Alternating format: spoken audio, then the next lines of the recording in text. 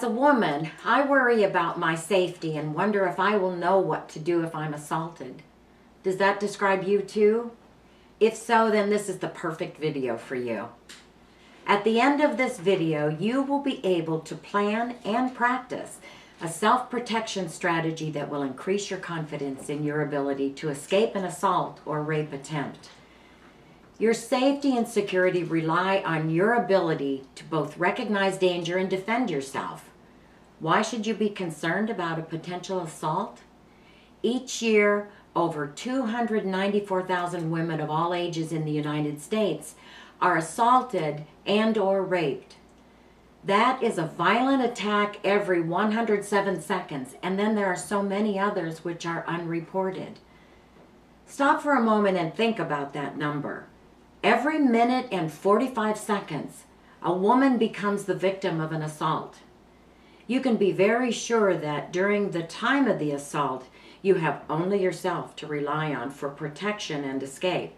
You are totally on your own. That means you must take responsibility for your own safety and self-defense. The biggest problem is that most women believe it will never happen to them, or they don't think about it at all. So they do nothing to prepare for an assault. So when it occurs, they are powerless. The result of these attacks are women suffering from depression, PTSD, from drug or alcohol abuse, and thoughts of suicide, not to mention unwanted pregnancies.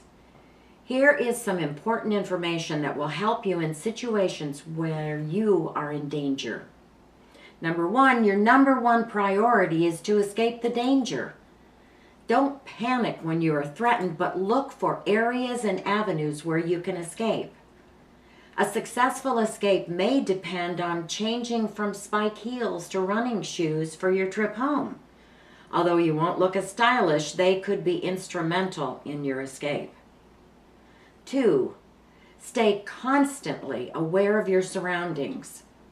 A very high percentage of violence against women happens when they are not alert and aware of a developing and potentially dangerous situation. You cannot be aware if you are texting, reading your Facebook posts, talking on the phone, or listening to your favorite music.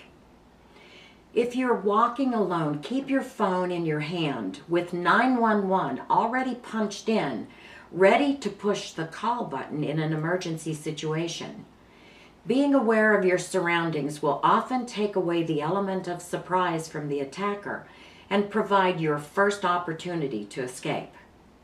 Number 3, trust your instincts. When you concentrate on your surroundings, you will often find you develop a sense of the people around you who represent a dangerous threat. If your instincts warn you of danger, pay attention.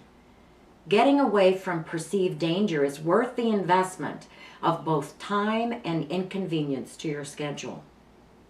4. Take some training classes. Unless you are set on becoming a black belt in martial arts, find someone who teaches street tactics. These instructors teach you how an attacker will engage you and how to counter their moves. They'll teach you what to do when someone grabs your hair, puts you in a headlock, tries to choke you from behind, gets you to the ground, and mounts you. Knowing the tendencies and moves of an attacker may give you the edge you need to successfully defend yourself. 5. Fight back. An attacker does not have your welfare in mind. Taking the fight to them is a tremendous surprise. They are not expecting you to resist. You are within your rights to be carrying a gun. If you cannot, under a life or death circumstance, see yourself shooting someone, then don't buy a gun. Another option is to carry pepper spray, which has proven very effective for women's safety. At the very least, have 1 or 2 pointed ends of your keys sticking up through your fist as you are walking, day or night. If you use either a gun or pepper spray for protection, do not leave them in your purse as you are walking. You'll never get to them in time. 6. Never, ever let your attacker take you to another location. Outcomes for you in another location are not good. If the attacker tries to get you into another vehicle, fight. Kick, scratch, gouge, whatever it takes to escape. If the attacker is in your car, he normally will not fasten his seatbelt. If he tells you to drive away, pick up speed and run into a solid wall, post, or another car. The airbag should protect you, but the unbelted assailant will be hitting the windshield hard. 7. Never share personal information with strangers. It is so common for many women to tell a perfect stranger if they're married, living alone, where they live, how they get home, and all sorts of other personal information. Remember that not all attackers look the part, and someone in a suit and tie can be just as dangerous as someone with a beard wearing a black hoodie. Social media is also a cyber sex tool an attacker will use to profile his victim. Do not post revealing information or have info in your profile that will help them plan an attack. 8. Ensure that your home is safe. Understandably, home security can be expensive. Most home break-ins happen between 10 a.m. and 3 p.m. if they're looking for valuables. The sexual attacker can hit at any time, but seems to prefer darkness. You can install hardware to reinforce your entrance doors. You can also alarm your windows and doors and install a ceiling-mounted 360-degree motion detection alarm for between $50 and $100. Listen, it's easy to brush off the thought of an attack. The large majority of women are already doing just that. But the devastating effects of an assault should motivate every woman to learn how to defend herself. I encourage mothers and daughters to learn more about defending themselves because there will always be a time when strong guys will not be there to protect you from an attacker. For parents, here is a sobering fact to consider. Statistics show that a full 44% of annual assaults in the United States happen to children age 18 and under. Have you had these conversations with those young people in your family and in your household? Do they know how to defend themselves? Telling them to run away will not save them. Do more. Get them involved in awareness and training. As adult women, most of us buckle our seatbelt in our vehicles for safety from a crash. We install smoke detectors in our homes to warn us of a fire. We look both ways before crossing the street for safety from oncoming vehicles.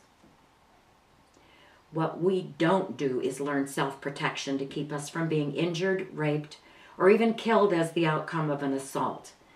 Even though we are more likely to be raped than die in a car crash, burn to death in our home, or be hit by a car crossing the street. Let's start today by making a commitment to our safety from an assault. And please don't think you'll improve your chances of escaping an attack just by watching this or any other video. If you're going to plan for your self-protection, then you must commit to practicing what you will learn. It works well to have another woman as a practice buddy, but if that's not possible, your husband or an older child can help you prepare your plan your reactions, and assure your safety. Practice and repetition will give you reflexive reactions to danger, as opposed to searching your mind trying to remember what this video recommended, or to find your pepper spray or other defensive objects. Practice until your reactions become as automatic as buckling a seatbelt, reacting to an alarm, or crossing the street. Practicing your survival skills should be as serious as the plan of your attacker. So let's take a look at your enemy or attacker. He has the advantage of knowing where he will attack, when he'll attack, and how he'll attack. He reads body language and looks for what he believes will be a weak victim. He wants someone who will not fight back, can be easily overpowered, and will freeze with fear. Your enemy relies on a few tactics that give him a feel for your reaction and provide him with the opportunity to grab your purse, your hair, or clothing to move you to the ground or to another spot. If you relax, you are not prepared to resist and will, in most cases, be unable to effectively protect yourself. He will try to approach you from behind or jump out from a hiding area. He'll stop you and ask you if you have the time or know where a store or location is. He wants to lull you into allowing him to move closer where he can grab you. Your number one deterrent against the attacker's plan is awareness. You must walk confidently with your shoulders back. Walk in a serpentine pattern, looking from side to side and behind you to see who might be following you. Don't look down when passing someone. Rather, look him in the eye so you can recognize him if he turns to follow you. This will require some practice, preferably when you have friends with you. As women, we have for so long been taught not to look directly at someone who passes, but to avert our eyes. Not so for situations where you may be at risk. If someone stops you for directions, tell them you don't know and don't let them close the distance between you so they are close enough to grab you. You should have your protective weapon concealed but in your hand. There will not be time to fumble in your purse or pocket if an attacker strikes. These simple acts of awareness make you appear stronger and more confident, and in many cases will stop the attacker from choosing you as their victim. Your awareness and your pepper spray may become a force multiplier. These simple acts of awareness make you appear stronger and more confident, and in many cases will stop the attacker from choosing you as their victim. Your awareness and your pepper spray become a force multiplier for you. If you choose not to carry a gun, we recommend you carry a canister of pepper spray. And we recommend the Sabre Red Pepper Spray because they have by far the best quality control. So the question is, why should you use pepper spray? Hi, I'm David Nance, Vice President of Security Equipment Corporation, manufacturers of the Sabre Pepper Spray and Sabre Safety products. Why pepper spray? Several advantages pepper spray offers. First, it doesn't require pain to incapacitate. Pepper spray is an inflammatory which causes involuntary eye closure. So even if the subject is under the influence of drugs, alcohol, or is emotionally disturbed, if you get pepper spray in their eyes, it causes the eyes to slam shut, causes that involuntary eye closure, giving you the opportunity to sidestep and escape to safety. Second, it doesn't require extensive size or strength or skill to use. With an impact weapon such as a bat, if you're going to protect yourself with that, you need to swing hard. You need to hit the person hard. If you're a 300-pound strong man, that might be fairly easy. If you're a smaller statured person, that becomes much more challenging. The difference with pepper spray is a force multiplier. Every time you apply pressure to that firing mechanism, regardless of your size or strength, it releases the same distance, the same strength every time, making it a force multiplier. Very important. And lastly, carrying it in and of itself causes you to be alert, aware of your surroundings. Doing that might be enough to discourage your threat without having to use your pepper spray. So, the ability to protect yourself at a distance, the involuntary eye closure, not relying on pain to incapacitate, keeping you alert, being a force multiplier, these things make pepper spray one of the most practical tools to protect yourself and your family. I'm Marlene Sparrow, co-founder of The Survival Gene, and I hope that this video has caused you to be more aware of both yourself and your surroundings.